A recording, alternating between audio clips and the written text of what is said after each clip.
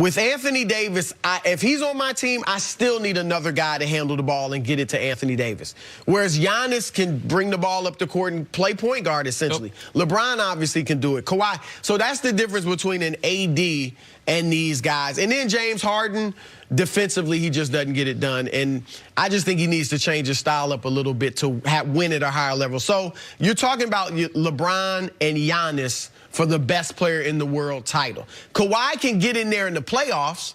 Like, if he dominates the playoffs like he did last year and they win it, then he's in the discussion. But for now, with him sitting out every fourth game, no. Now, LeBron and Giannis, I give LeBron the edge. I didn't think I'd say it. I thought his days of being the best player in the world were over. But I give him a slight edge over Giannis, and here's why. Because I think Giannis, we'll see this year, but he's got maybe too much respect for LeBron. Like, when they played last year, it was only one game. And Milwaukee won, but LeBron had 31 and 10 boards, 7 assists. I'm sorry, 10 assists, 7 rebounds.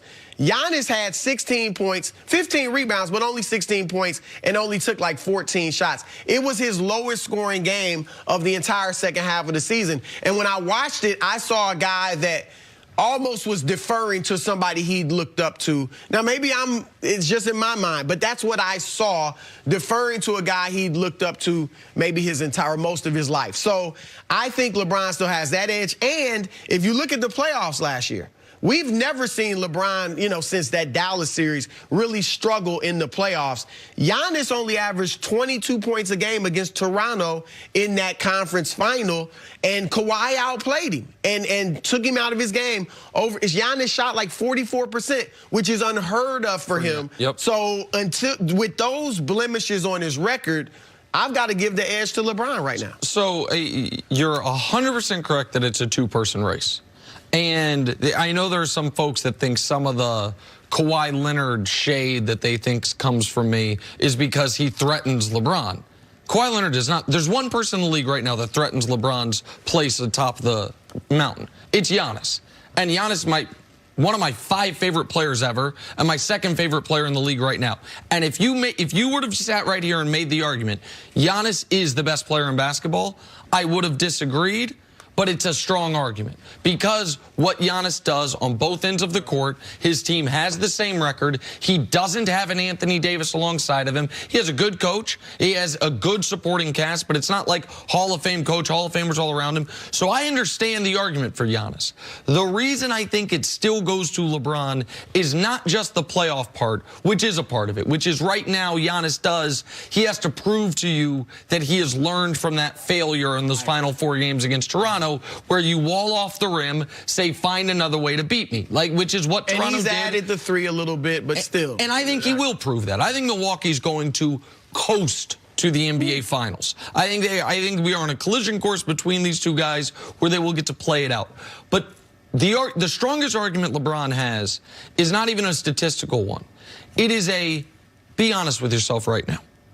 If you had a great team, awesome players around, and you could add any one player in basketball to it, who would you add?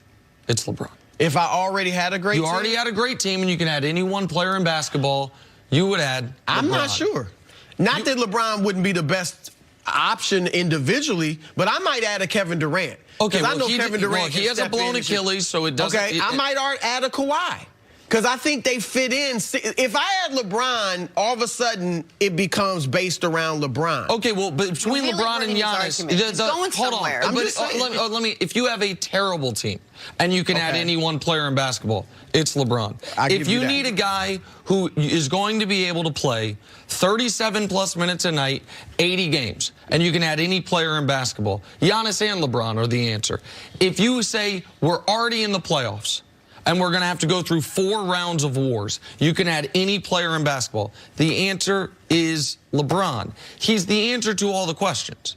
If we need a small ball 5 to try to match a team that's just going to go pace and space, LeBron might be your first choice. If you need a point guard for a new team that's going to play 2 centers, we just found out LeBron is your first choice. And by the way, he's the greatest forward to ever play. So the answer to all these questions for the last 14 years, last year notwithstanding, has been LeBron. It is somewhat remarkable it still is that.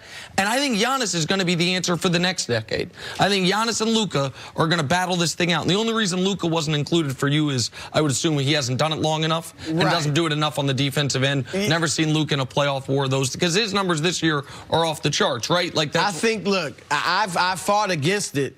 But I think at 20 years old, you know, the question has been, is he the best 20-year-old we've ever seen? I go with Magic Johnson because of what he did in the finals that year, rookie year.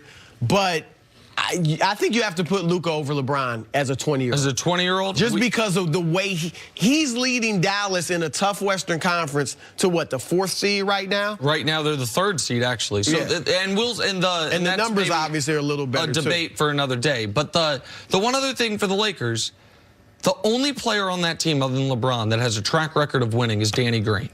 The only Rondo.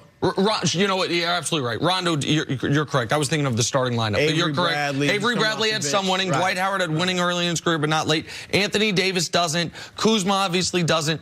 And by the way, Frank Vogel doesn't have a great track record of winning. He had the couple years in Indiana. But he's a good coach. Yeah, he's a good coach. Very good coach. LeBron has been on and off the court the driving force on that team for the best team in the NBA. I think you fudged it a little because there were a lot of players with some winning backgrounds on that team. How about this? He is the engine. I'll give you that. For the whole franchise. Nobody on that team other than LeBron and Danny Green have a recent history of winning. That's true. Look it up. Yeah, recent. Yeah, last 5 years. They got a history, though. Keep an eye on it. Don't take the White Orlando years. Coming up, how worried should the Ravens be about Lamar's quad? That's ahead on First Things First. Giannis coming, though. You like that Baines went up? Yeah, of course. But I don't like that he got beat to the rim. Come on, Aaron Baines. Give him some room. Hottest ticket in the NBA last night was north of the border. Kawhi Leonard making his long-awaited return to Toronto as a Clipper. And the Toronto faithful couldn't have been nicer. A standing ovation, MVP chants during the pregame ring ceremony. Kawhi finished with 23 points, 5 boards, and 6 assists in the Clippers' win. 112-92 was your final. Broussard, does Kawhi deserve MVP consideration despite all this load management that we keep talking about? Absolutely not. Kawhi has willingly taken himself out of the top-tier regular season awards. And now he's showing you it's all about the playoffs. I'm about rings. I don't think he cares if he's in the MVP race. Now, he's clearly one of the best players in the league, but should he be in it? No. Part of the job description, Nick, is being there. That's part of it. I would say a major part of it. Because you're obviously most valuable player. How much value do you have for your team? You're missing games. You're hurting your team. Now, they're 4-3 without him. You said it. I know you're going to say it again. They're going to have a tougher first-round matchup because Kawhi is missing games. Of course. So you can't be in the MVP conversation. Now, he's one of the best players in the world. I think he should be in the discussion for best player in the world when he plays. But when you willingly sit out, no, I can't. There's no way you'll be the MVP. You won't be first-team All-NBA, even though you may deserve that as well. You'll probably be second team, but he's giving all of this up. And on top of that, Nick, his numbers aren't what they usually are. Yeah, I mean, when you say you should be in the discussion for best player in the world,